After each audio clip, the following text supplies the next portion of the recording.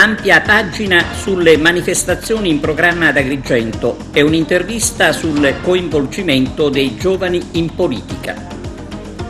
Nuovo piano dell'Unione Europea. Rafforzate le misure anticontagio in Sicilia e domani ad Agrigento arriva il ministro Azzolina. L'ex sindaco di Messina dona un campo di basket, ad Agrigento un corso per nuovi arbitri.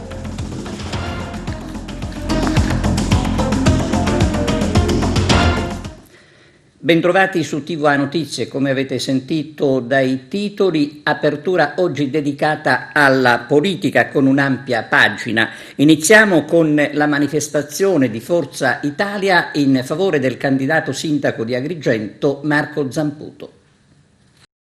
Lo Stato Maggiore di Forza Italia è riunita ieri sera con una manifestazione in favore del candidato a sindaco Marco Zamputo e dei componenti delle liste che aspirano ad uno scranno a Palazzo dei Giganti. Il presidente dell'Assemblea regionale Gianfranco Miccichè, l'assessore di Bandiera, Riccardo Savona, presidente della Commissione Bilancio, l'assessore enti locali Bernadette Grasso, il vicepresidente nonché assessore al bilancio Gaetano Armao.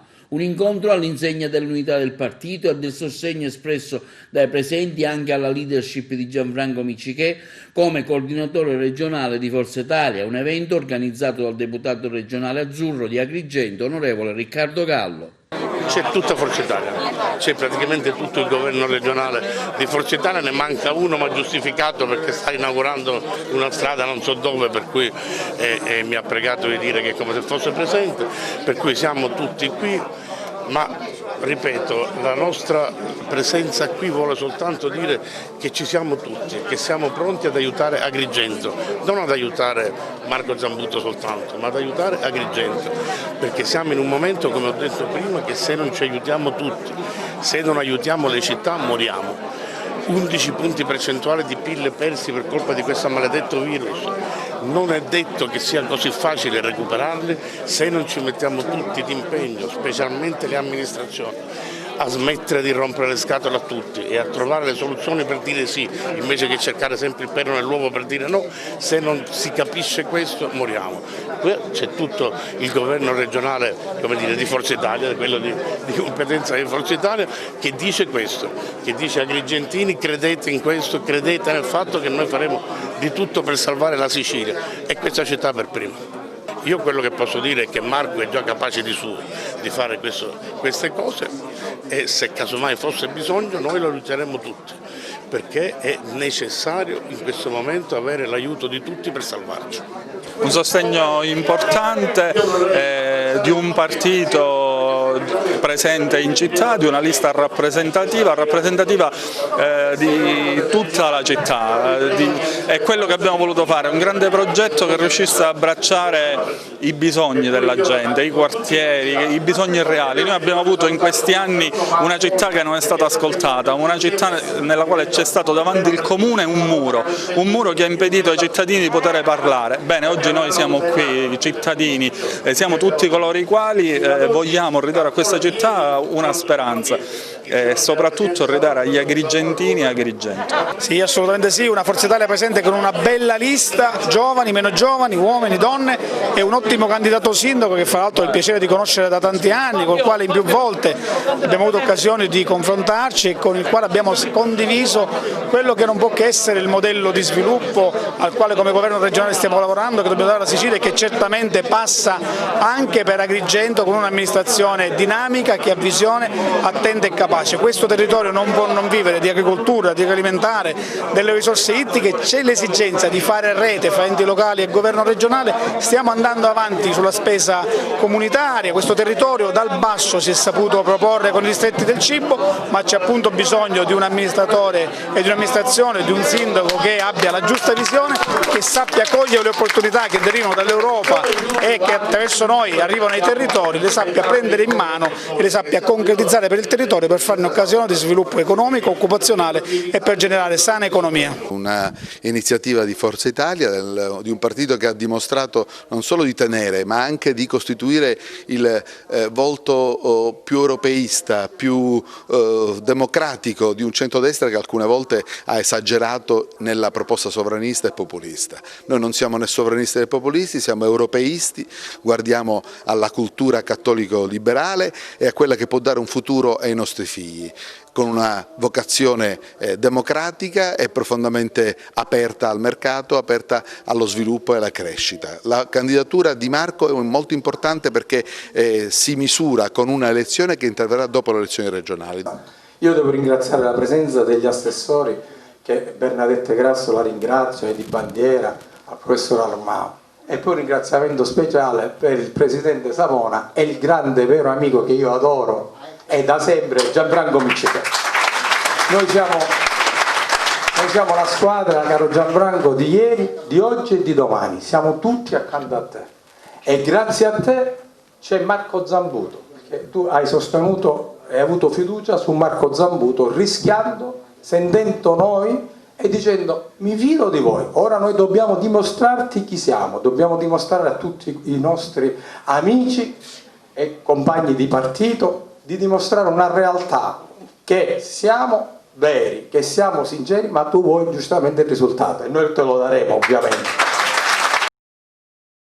In un locale del Lido Agrigentino di San Leone alle 18:30, alla presenza degli onorevoli Giussi Savarino e Giuseppe Catania e dell'assessore regionale alla sanità Ruggero Razza, si parlerà di Agrigento così come si immagina. E domani, sempre a San Leone, incontro sul tema "Per Agrigento c'è un'alternativa". Con il candidato sindaco Angela Galvano saranno presenti Angelo Capodicasa e Claudio Fava. Coinvolgere i giovani nella politica è possibile. Nuccia Palermo, coordinatrice di Attiva, vince la scommessa. Arturo Cantella. Nuccia Palermo, una consigliere comunale uscente che ha deciso di non candidarsi. Come mai? Ho puntato su una scommessa molto più ardua, molto più impegnativa, ma secondo me molto più gratificante ed importante per il territorio. Ho già fatto l'esperienza da consigliere comunale, sono stata vivace, sono stata una passionaria ed è quello che mi caratterizza. E ho già conosciuto quelle che sono le dinamiche interne al Consiglio e quella che è la macchina amministrativa. Oggi questo bagaglio deve servire per dare una svolta. Si parla tanto di cambiamenti, di rinnovamenti, di classe politica inesistente, vecchia, datata. Però non si scommette mai, non si fa mai il passo indietro per andare a dare risalto alla nuova generazione, ai nostri uomini di oggi, ai nostri ragazzi, i nostri 25enni, i nostri studenti, i nostri liberi professionisti che non siano 60enni o 50enni. Ecco, io sto puntando su di loro, Attiva sta puntando su di loro e sono contenta. Io ho girato, i ragazzi hanno girato un programma dove danno degli spunti alla nuova amministrazione, qualsiasi essa sia, qualsiasi colore abbia, dal 6 ottobre in poi, per riuscire a dare qualcosa di concreto al nostro territorio. Sono 5 giovani ragazzi, quelli che hanno firmato questo programma, che magari se riusciamo a vedere anche in video, e sono dei ragazzi che comunque hanno voglia di riappropriarsi del loro presente per costruire loro il futuro, per evitare di entrare in quelle logiche di partito, di famiglie allargate, di voti soltanto per la conta di questi ultimi senza dare nulla al nostro territorio. Quindi l'invito è a voi ragazzi. Io già vengo da percorsi politici che mi hanno fatto toccare con mano quella che vuol dire essere un numero, cercare di farti sentire un numero. Non ci sono riusciti, però proprio per questo noi dobbiamo spazzare via quello che di brutto ha prodotto la politica per segnare una svolta. La svolta siete voi. Attiva cos'è? Lei ha aderito ad Attiva, ma spieghiamo brevemente il concetto di questa iniziativa. Sono 5 deputati che hanno formato il gruppo parlamentare all'Ars, quindi alla Regione Sicilia. Sono 5 giovani deputati che hanno scommesso su un progetto civico. Noi non siamo né di destra né di sinistra, semplicemente cerchiamo di riportare di attualità di affrontare tematiche che sono utili per il territorio tutto siciliano, e non soltanto, perché questa è una chicca che vi do, siamo riusciti ad avere delle adesioni anche fuori regione, quindi è un progetto che si sta espandendo e che vuole puntare ad una cosa semplice: restituire il nostro presente a chi del presente deve essere protagonista. Ecco, un consiglio a chi entrerà a Palazzo dei Giganti. Siate affamati, io mi riferisco ai consiglieri comunali, ai nostri futuri consiglieri comunali, siate affamati di conoscenza. Voi avete in mano un'esperienza, affronterete un'esperienza importante, che è quella di conoscere l'ente principale, quello più vicino ai cittadini, che è l'ente comunale, la macchina amministrativa. Dovete conoscere, non fatevi trattare da numeri. Io vi aspetto, perché vedo che ci sono tanti candidati in progetti civici, io vi aspetto per iniziare un programma, un percorso insieme. I presupposti ve li ho già accennati, quindi voglio cercare di dare luce ai nostri uomini e alle nostre donne, quindi siate affamati di conoscenza, non fatevi gestire, non diventate semplicemente dei voti all'interno dell'aula, ma cercate di essere protagonisti di quello che è un percorso importante per la vita della città. E domani, con inizio alle 9:30 ad Agrigento, il Palacongressi del Villaggio Mosè ospiterà il 38° convegno nazionale della FIDAPA. Alle 11 è previsto l'arrivo del ministro dell'istruzione Lucia Azzolina. A concludere i lavori sarà la presidente nazionale FIDAPA Maria Concetta Oliveri. Rafforzate le misure anticontagio nelle scuole siciliane. Vediamo. Per contrastare il coronavirus ed evitare lezioni a singhiozzo, la Sicilia incrementa ulteriormente le misure anticontagio nelle scuole, nell'isola in particolare, attraverso un documento congiunto dei dipartimenti regionali attività sanitarie, osservatorio epidemiologico e dell'istruzione e dell'università, che richiama le linee guida dell'Istituto Superiore di Sanità sulla gestione dei casi negli istituti scolastici. Fra gli studenti o operatori della scuola vengono istituite le USCA, dedicate proprio alle situazioni critiche e all'effettuazione dei tamponi rapidi nelle scuole, che consentono di rilasciare l'esito in pochi minuti. Le USCA scolastiche infatti avranno a disposizione una specifica linea telefonica mobile di riferimento che, una volta attivata, sarà da subito a disposizione dei dirigenti e referenti delle scuole, proprio per velocizzare ogni procedura in caso di necessità. Così, se durante le lezioni un alunno o un operatore della scuola dovessero presentare delle sintomatologie, le USCA scolastiche si recheranno nell'istituto in questione per la somministrazione del test rapido antigenico, che in caso di positività verrà ripetuto con test molecolare da parte del Dipartimento di Prevenzione dell'ASP competente per territorio.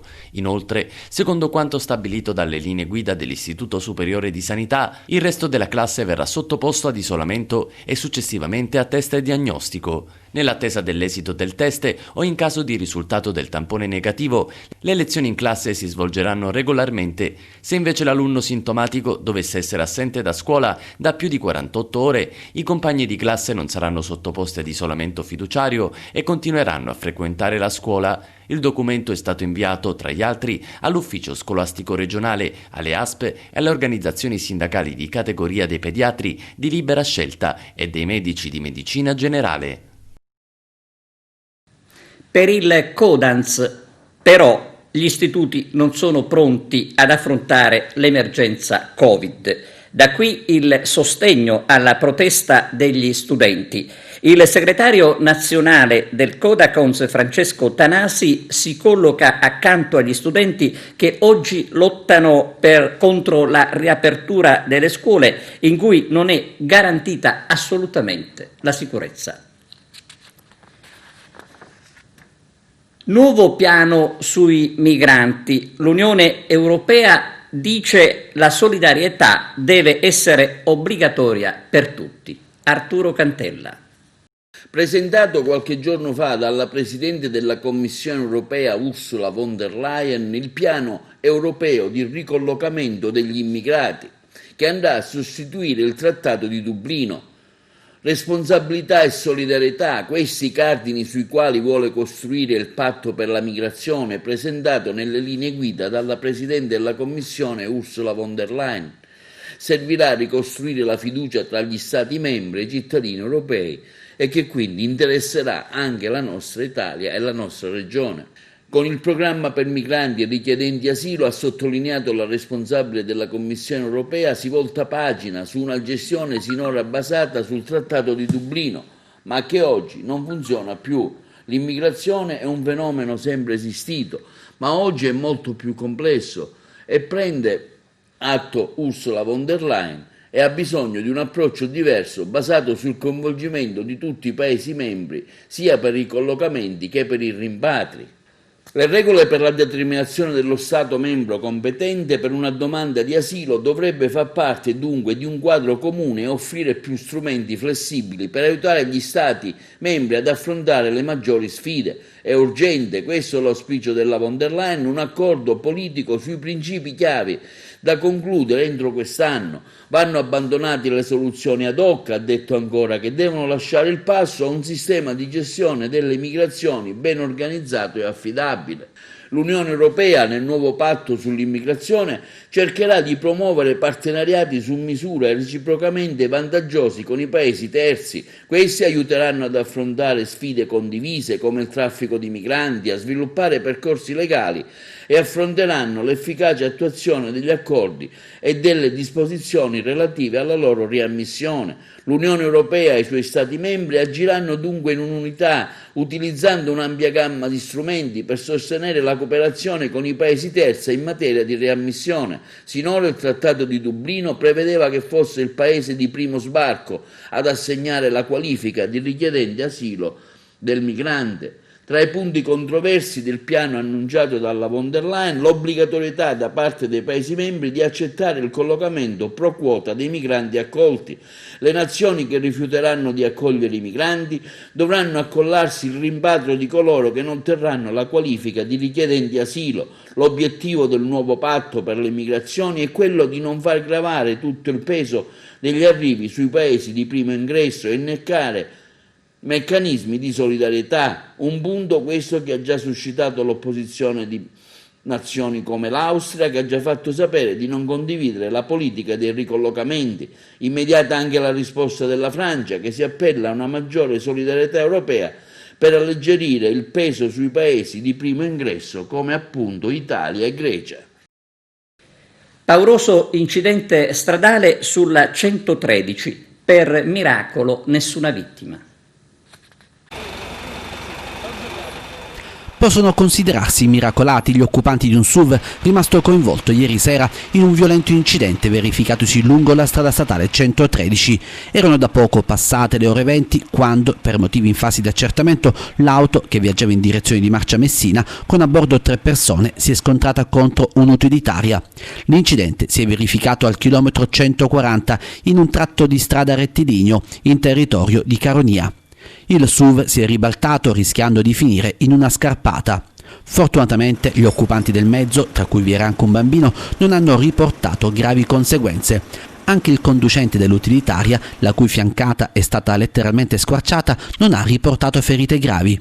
In un primo momento i soccorritori, avendo notato i mezzi totalmente distrutti, hanno per qualche istante temuto il peggio. Alcuni degli occupanti dei 2 mezzi sono stati trasportati al pronto soccorso dell'ospedale di Sant'Agata Militello per accertamenti, ma le loro condizioni, come detto, non sono preoccupanti. Una vera e propria fortuna vista la modalità dell'incidente, la cui dinamica è adesso al vaglio degli inquirenti. Gli occupanti del SUV, a quanto pare, stavano rientrando a casa dopo aver partecipato ad un matrimonio, una festa che poteva concludersi con un epilogo ben più grave e solo per alcune circostanze fortuite non ha avuto un tragico bilancio. Sul luogo del sinistro sono intervenuti i vigili del fuoco e i carabinieri. Inaugurata l'isola ecologica di prossimità per i residenti nella contrada Ciavolotta Misita. La struttura si trova in via Sirio, al villaggio Mosè. Il direttore Arturo Cantella. Assessore Amelli, siamo in via Sirio, oggi una nuova isola ecologica, di cosa si tratta? È un'isola di prossimità, cioè è un luogo dove gli abitanti di Contrada Ciavolotta e di Zigarello Case Sparse possono venire a conferire negli orari previsti che sono indicati nel cartello qui affisso davanti il cancello. Si tratta di un primo esperimento concreto di quella che è la realizzazione di questi punti di conferimento che ora verranno estesi per tutta la città e consentiranno a coloro i quali non possono fruire direttamente del servizio porta a porta in quanto si trovano in località sparse con difficoltà di transito per i mezzi e in ogni caso antieconomicità della raccolta individuale, di poter avere un servizio che in qualche modo gli ristora la possibilità di conferire, oltre che uno sconto sulla bolletta perché si spostano da casa per venire a portare i rifiuti.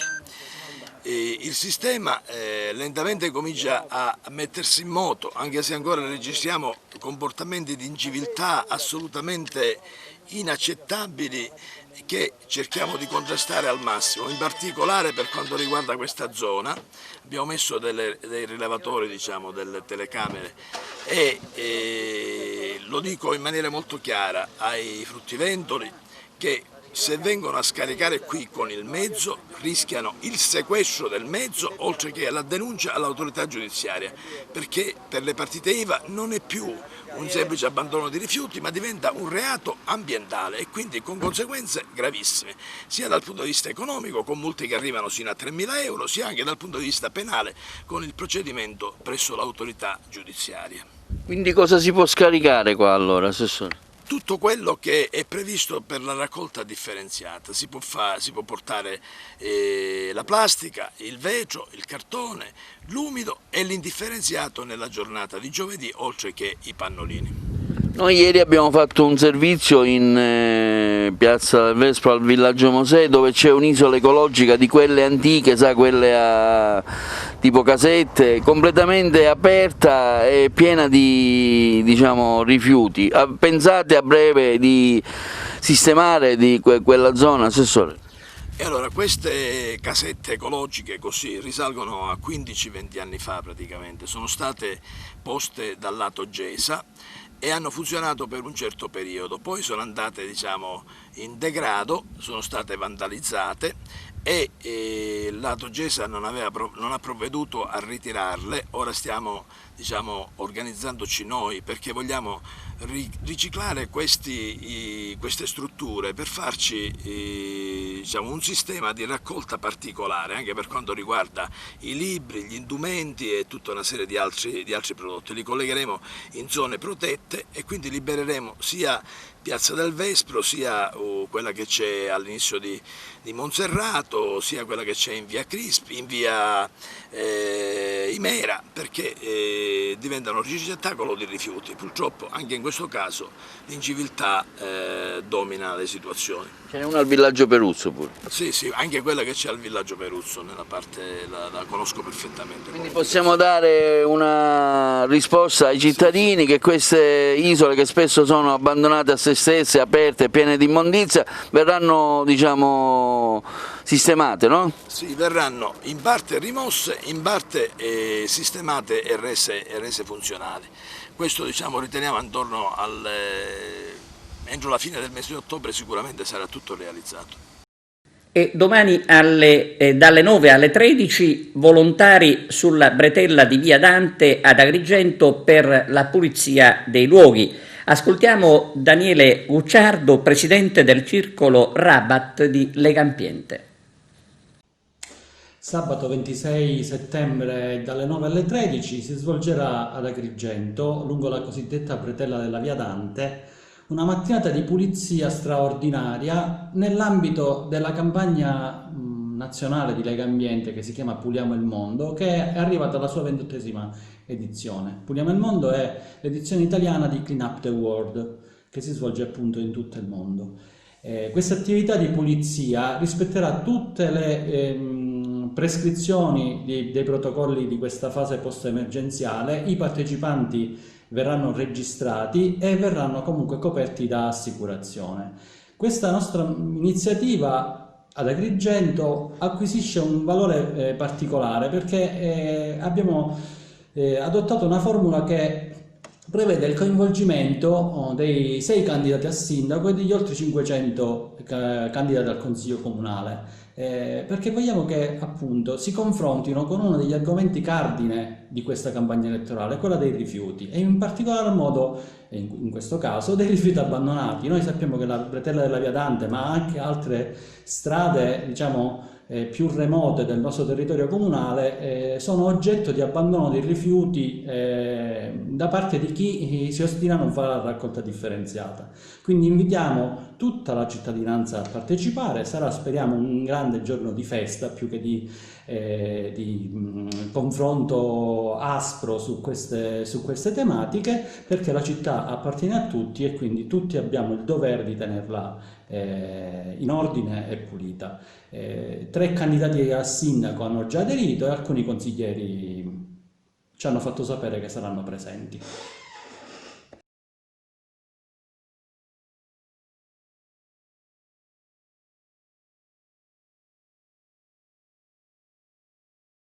L'ADAS di Agrigento organizza 2 raccolte di sangue domenica dalle 8 alle 12 a Palma di Montechiaro e alla stessa ora in via Fiume a Raffadali. I giochini per bambini devono tornare in piazza Cavour, lo dice il candidato sindaco di Agrigento Francesco Miccichè. Fra le mie azioni, aggiunge, oltre al trasferimento dei giochini, mi impegnerò per assicurare la manutenzione e un servizio di videosorveglianza. E adesso pausa per la pubblicità. A tra poco. Interventi sulla strada provinciale numero 21 che collega Casteltermini con Passo Fonduto. È stato firmato questa mattina il contratto d'appalto per il ripristino della viabilità compromessa dalle frane. È siciliana la nuova ragazza per il Cinema 2020. Vediamo di chi si tratta. Vince una ragazza per il cinema edizione 2020, a premiare Iris Mulas, la concorrente numero 16, Alice Carbonaro. È siciliana la nuova ragazza per il Cinema 2020. A vincere il concorso è stata Alice Carbonaro, 19 anni, di Messina. Iris Mulas, sarda, eletta nel 2019, dopo un anno ricco di esperienze artistiche straordinarie, lascia la corona alla nuova eletta della regione Sicilia. La carovana di una ragazza per il cinema ha attraversato, nonostante il momento drammatico dell'emergenza coronavirus, in lungo e in largo l'Italia, illuminandola di bellezza, in compagnia di attori, produttori, registi, giornalisti, musicisti, cantanti e personaggi vari del mondo della cultura e dello spettacolo. Un'edizione rimaneggiata, ma allo stesso tempo straordinaria, voluta fortemente dai patron Antonio Lopresti e Daniele Eramo, per avere una continuità. Le ragazze hanno avuto il privilegio di sfilare per la finale in uno dei luoghi più belli, l'anfiteatro di Capo dei Greci di Taormina. Sono emozionata ma felicissima, dedico questa vittoria ai miei genitori che mi hanno aiutato in questa avventura, ha affermato a caldo la nuova Miss. Amo il mondo dello spettacolo, mi piacerebbe intraprendere una carriera come attrice oppure conduttrice. Seconda classificata Erika Vannucci, 21 anni, dalla Toscana.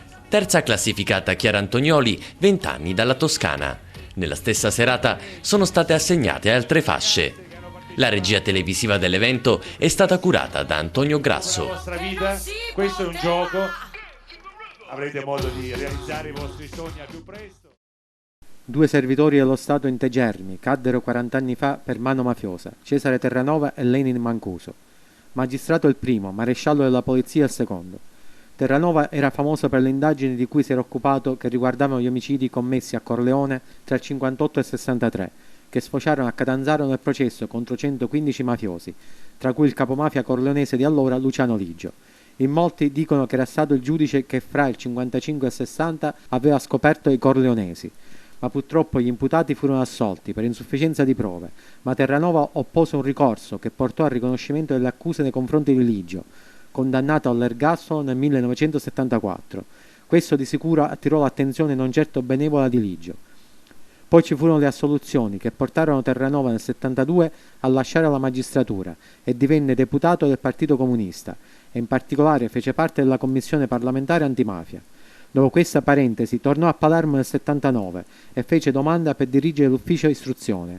Ma il 25 settembre di 40 anni fa, mentre Terranova stava uscendo dalla sua abitazione per raggiungere il maresciallo Lenin Mancuso che lo attendeva in auto, 3 sicari armati circondarono la vettura facendo esplodere una trentina di colpi. Terranova è stato uno dei bersagli di un piano politico mafioso che l'anno successivo, il giorno dell'Epifania, avrebbe portato anche all'uccisione del presidente della regione Piersanti Mattarella e poi all'assassinio di tanti altri poliziotti e carabinieri. Di questo piano di sicuro fa parte un altro omicidio, quello dell'83, quando un'autobomba pose fine alla vita del suo successore, Rocco Chinnici.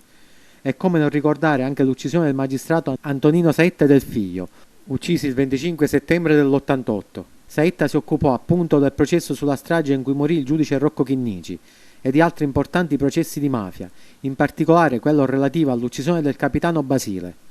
Tutte morti che fanno riflettere ancora una volta e rinvigoriscono la lotta contro la violenza, la sopraffazione e le ingiustizie. Come si crea una mostata, il budino di mosto siciliano? Vediamo.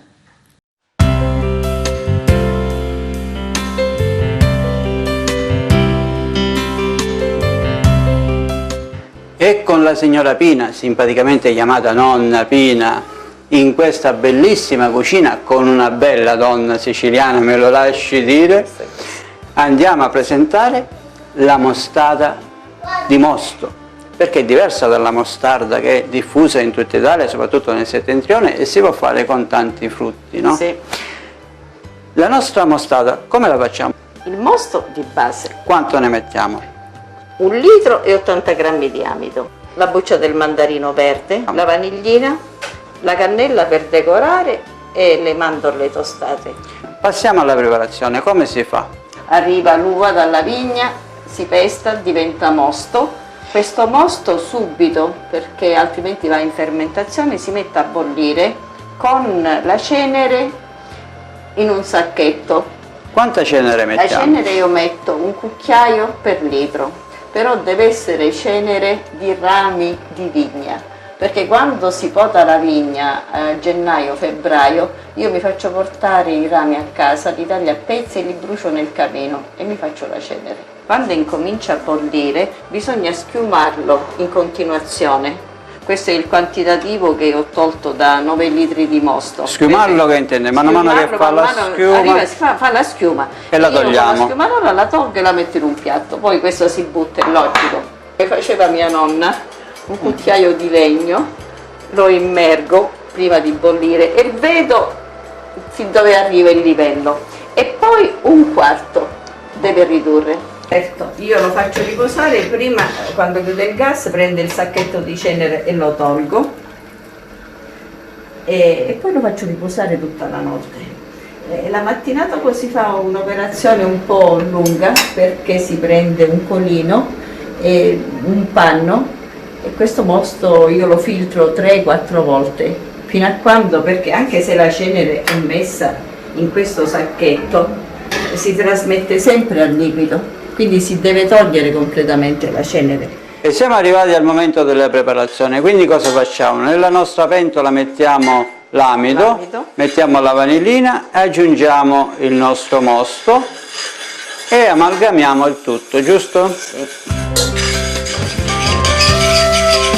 Aggiungiamo il resto del nostro mosto. Tutto? Sì, sì. A questo punto aggiungiamo i mandarini, le bucce dei mandarini e mettiamo sul fuoco. E andiamo a metterli sul fuoco. Lo spandifiamme è una retina. Messa sul fuoco permette di distribuire uniformemente il calore. Sì. E mettiamo la nostra pentola a bollire. Per quanti minuti la lasciamo bollire? Come diceva mia nonna, a occhio, perché io sento poi sotto il cucchiaio quando è giusta la densità. Comunque un accorgimento è su un piattino mettere una goccia di liquido lasciarlo un minuto, quando il liquido non si sposta dal piatto, piegando il piatto e allora è pronto. Vediamo che il nostro mosto comincia a addensare e possiamo dire che la nostra mostarda è quasi pronta, giusto signora? Le bucce dei mandarini. Abbiamo tolto le bucce dei mandarini, le abbiamo messo di lato. Il mosto con il latte, la mostarda con il latte, che pure è ottima. Allora, finiti i nostri piatti, passiamo al momento della decorazione, quindi mettiamo la nostra cannella e adesso mettiamo le mandorle tostate. E dopo aver messo tutti i decori, la nostra mostarda finalmente è pronta. Però invitiamo tutti anche a imitare, la possono imitare la sua ricetta? La possono imitare? Vi invitiamo a imitare la ricetta della signora Pina, di nonna Pina, ormai la chiamiamo così. E aspetto le foto delle vostre mostarde nei commenti qui sotto. Ciao! E siamo giunti alla pagina sportiva. L'ex sindaco di Messina a Corinti dona un campo di basket. Quello che è stato fatto in questo spazio ha un valore enorme perché si intrecciano più cose. È chiaro che è un campo sportivo, è un playground, che vuol dire un luogo dove tutti possono andare a giocare indistintamente, si può entrare, è gratuito, altra cosa che non è semplice in tutte le città, ogni spazio si paga. E qui è un campo di basket gratuito. Bene, esistono in tante parti del mondo. Lo sport, ho fatto questo mestiere, ho fatto l'insegnante di educazione fisica, avevo una società di atletica leggera, conosco profondamente che è un mezzo straordinario di passione, di amore, di socialità, di amicizia, di benessere fisico, ma anche si impara tanto dallo sport e devo dire che si impara a vincere, ma si impara dalla sconfitta ancora di più. È una grande lezione di vita lo sport se chi è dirigente e tecnico e insegnante sa portare ai ragazzi valori fortissimi, come anche quello della sconfitta. Poi dico, qui si intrecciano più cose, è un luogo che era abbandonato e anzi devo dire che è sconosciuto ai più. Qui sono venute pochissime persone della città. Anche all'inaugurazione la gran parte dei cittadini che è venuta con una gioia infinita non conosceva questo posto, abbandonato, e ora come vedete è vivo non solo per quelli che giocano ma anche quelli che aspettano, perché diventa un luogo di ritrovo. Da Piazza Cheroli vengono qua, non è male. Poi abbiamo dato un nome a George Floyd, mi è venuto quando è successo quel brutto fatto che non è unico purtroppo nel mondo né negli Stati Uniti.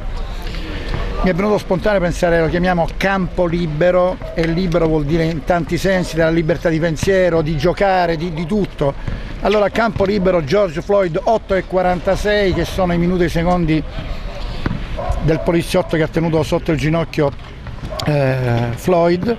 Abbiamo voluto dare questo nome perché dà valore alto a quello che è il diritto alla vita, il diritto di essere considerati persone e non da dove vieni, che colore della pelle, che religione.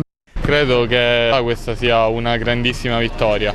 Personalmente è stato bellissimo quando intanto la realizzazione del campo, grazie al sindaco Renato Accorinti che ha combattuto più di un anno per ottenerlo, ma il primo giorno dopo l'inaugurazione che sono venuto qua, vedere un sacco di ragazzi, avere il piacere di trovare tutti questi ragazzi che giocavano e poter condividere con loro la gioia della pallacanestro, per me è stata la cosa più bella del mondo.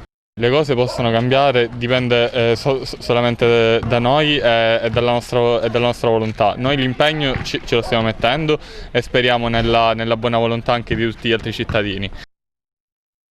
La sezione AIA di Agrigento ha indetto un nuovo corso per arbitri. Quest'anno il corso si svolgerà online con inizio il 20 ottobre. Il corso è aperto ai ragazzi e alle ragazze che abbiano compiuto 15 anni. Per informazioni ci si può rivolgere alla sezione AIA di Agrigento. Bene, era questa l'ultima notizia, grazie per averci seguito e arrivederci.